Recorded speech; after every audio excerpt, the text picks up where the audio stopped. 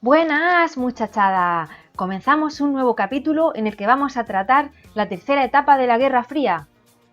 Esta tercera etapa arranca desde el periodo de coexistencia pacífica, que fue la década de los 50, y termina con el final de la Guerra del Vietnam, de la que vamos a tratar en este vídeo.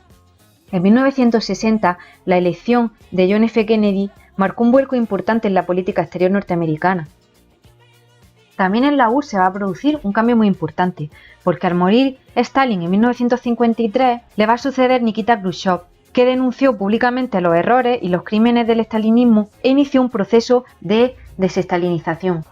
Así que partiendo de este periodo de coexistencia pacífica, vamos a estudiar todo lo que se hizo para la limitación armamentística, la primavera de Praga, los conflictos en Oriente Próximo, en concreto la guerra del Yom Kippur, las dictaduras militares en Latinoamérica y por último vamos a estudiar la guerra del Vietnam. Una nueva forma de abordar los problemas basada en el diálogo y las acciones diplomáticas se fue instaurando a lo largo de la década de los 60 y parte de la década de los 70.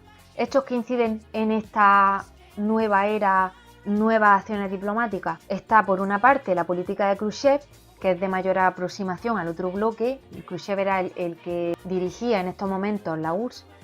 Acceso a la presidencia de Estados Unidos del demócrata Kennedy, que propuso en su proyecto Nueva Frontera el desarme, el abandono del programa nuclear, la aceptación del pluralismo político, la coexistencia con el otro bloque, el apoyo al tercer mundo, la descolonización, que se estaba dando también al mismo tiempo que la Guerra Fría, y el apoyo a la democracia. Se crea un programa de colaboración y ayuda a la democracia iberoamericana, que se va a llamar Alianza para el Progreso. Kennedy, el nuevo presidente de los Estados Unidos, logró entenderse con Khrushchev mejor que Eisenhower. Los contactos entre ambos fueron frecuentes y se instaló un teléfono rojo entre Moscú y Washington. Voy a llamar un momentico a mi amigo Khrushchev.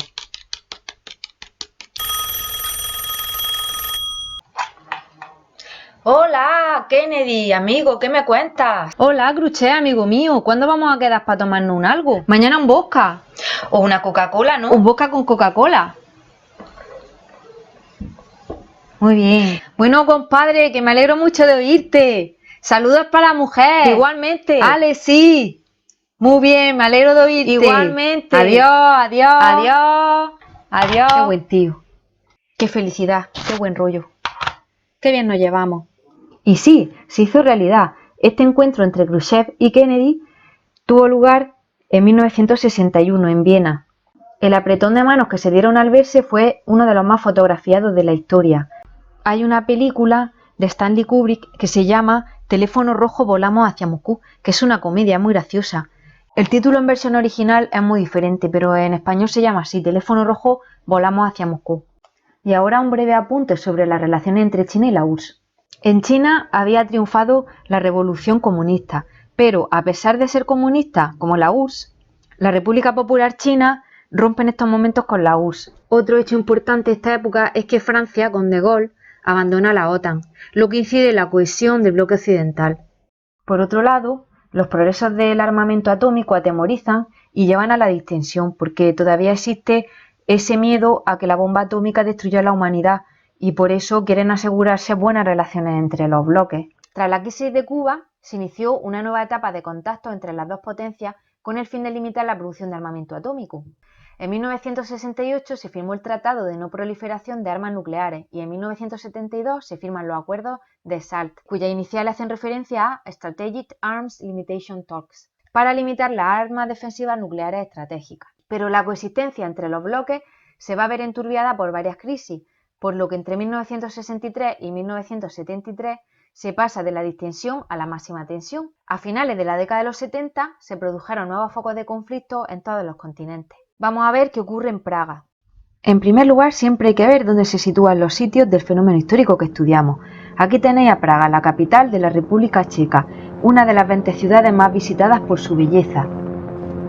En febrero de 1968 los reformadores checoslovacos empezaron a hacerse con el poder. Brezhnev se desplazó a Praga para evaluar al nuevo dirigente, Alexander Dubček. Brezhnev tuvo que admitir que ciertos cambios eran inevitables. Alexander Dubček parecía un comunista leal que solo modificaría los aspectos necesarios. En marzo de 1968, Dubček y el nuevo presidente Ludvík Svoboda subieron al poder, pero sus reformas ya estaban escandalizando al resto del mundo comunista. Los reformadores confiaban en poder poner al día el comunismo. El partido seguiría al mando, pero con el consentimiento del pueblo, no por la fuerza. Habría libertad de expresión y de prensa y también libertad para viajar y organizar eventos. Se pondría en marcha una especie de economía de mercado. El proyecto de Dubček fue definido como socialismo de rostro humano. El Politburó soviético había decidido poner fin al problema utilizando la fuerza.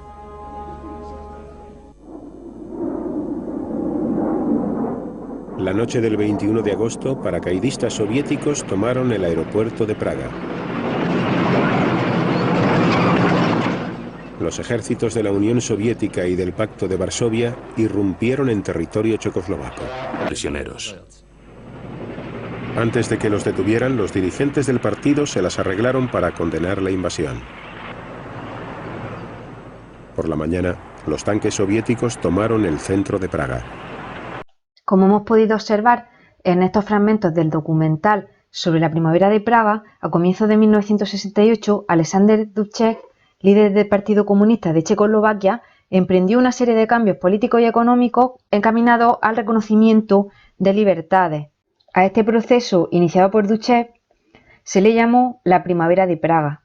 Lo que se proponía era el establecimiento del llamado socialismo de rostro humano, que comportaba la libertad de expresión y una cierta democratización, pero que no cuestionaba ni el socialismo ni el Pacto de Varsovia. El nuevo gobierno puso en libertad a los presos políticos, levantó la censura en la prensa, permitió viajar al extranjero y democratizó la elección de los cargos dentro del partido. Estos cambios desataron un gran entusiasmo político y cultural entre la población, hecho sin precedentes en un Estado comunista. Pero la oposición de algunos miembros del Partido Comunista a los cambios, las críticas de la URSS y el temor a que el plan de reformas pudiese contagiarse a sus vecinos, provocaron una rápida intervención de las tropas del Pacto de Varsovia, que ocuparon Praga el 21 de agosto de 1968, por lo que esta primavera de Praga se tornó invierno y las aspiraciones de una mayor libertad se truncaron. La URSS obligó al gobierno checoslovaco a retomar la línea política marcada por Moscú. El siguiente conflicto que tiene lugar en estas fechas es el conflicto de Oriente Medio. Bueno, vamos volando en nuestro helicóptero particular hacia la zona. Miradla, ¿veis, no? Perfecto, ahí está Palestina. Los conflictos en Oriente Medio han sido una cuestión común desde 1948, fecha en la que se creó el Estado de Israel a instancias del gobierno inglés, quien controlaba la zona e ideó la división de Palestina en dos.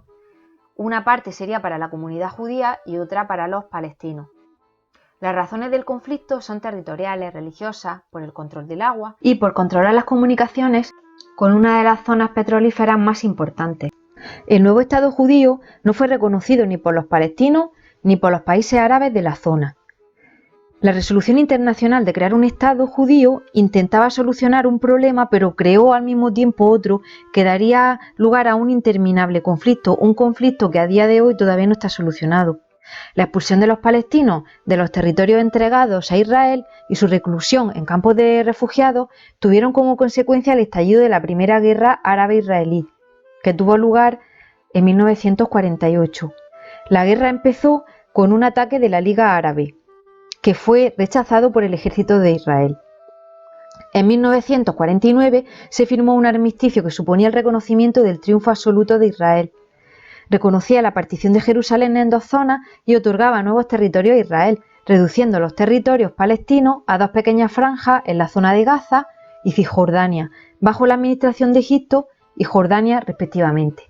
Al quedar sin tierra, estos fundaron la OLP. La OLP son las iniciales de Organización para la Liberación de Palestina y su jefe fue Yasser Arafat.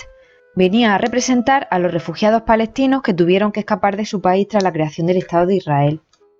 La segunda guerra entre palestinos e israelíes tuvo lugar en 1956, cuando, a raíz del conflicto del Canal de Suez que ya hemos estudiado en otro vídeo, los israelíes atacaron Egipto e invadieron la península del Sinaí. La situación fue resuelta con la retirada de tropas israelíes en el contexto del conflicto internacional que significó el problema de Suez.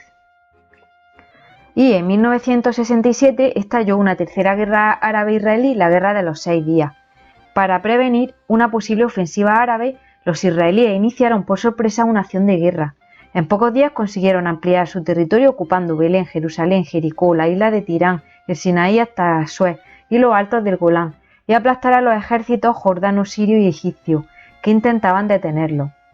La Guerra de los 6 días mostró un ejército israelí enormemente potente y con capacidad para establecer un área de seguridad alrededor de los territorios de Israel. Y en 1969 se formó un nuevo gobierno en Israel, presidido por la laborista Golda Meir, que intentó abrir negociaciones con los países árabes. Pero la matanza de atletas israelíes en los Juegos Olímpicos de Múnich en 1972 frustró el proceso. La Cuarta Guerra es la Guerra del Yom Kippur y tiene lugar en 1973. El presidente egipcio Anwar el-Sadat presentó un proyecto de paz negociada que fue rechazado por Israel. Los egipcios decidieron desbloquear la situación mediante un golpe de fuerza y las tropas egipcias y sirias atacaron Israel el día del Yom Kippur, que es para los judíos un día de expiación, el día del perdón, del arrepentimiento, el día más santo y solemne del año. En este día está prohibido comer, beber, ducharse o limpiarse los dientes, las relaciones conyugales. Es para ellos un día sagrado. En esta guerra del Yom Kippur, Egipto y Siria atacaron Israel. Los países árabes consiguieron grandes ventajas territoriales, pero Israel recuperó el terreno perdido y alcanzó la margen occidental del canal de Suez. Finalmente se llevó a un alto el fuego, pero esta guerra tuvo consecuencias a largo plazo, ya que los países árabes productores de petróleo llevaron a cabo un embargo petrolero y rebajaron la producción de crudo para persuadir al bloque occidental de no aliarse con Israel. Todo ello desencadenó una grave crisis económica internacional, la crisis de 1973. Bueno, y estaréis preguntando, ¿pero qué tiene que ver esto con nuestra Guerra Fría? Simplemente que los Estados Unidos y la Unión Soviética no se involucraron directamente en esta guerra, pero mostraron cada uno su apoyo a uno de los bandos.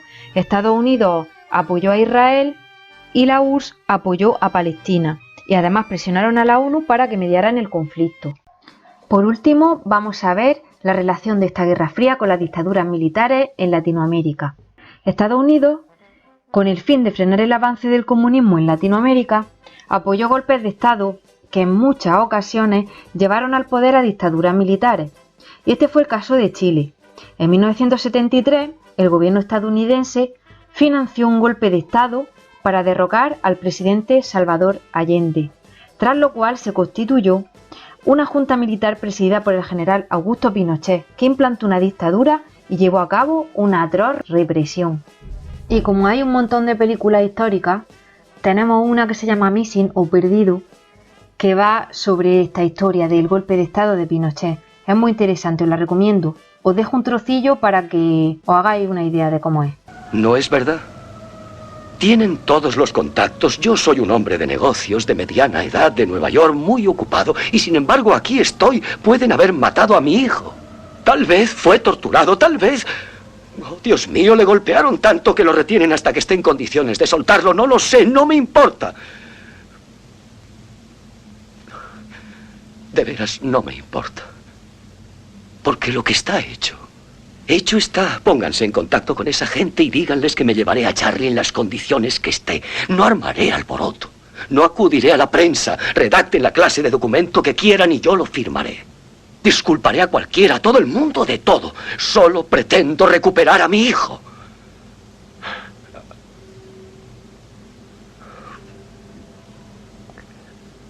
Es el único hijo que tengo, señor.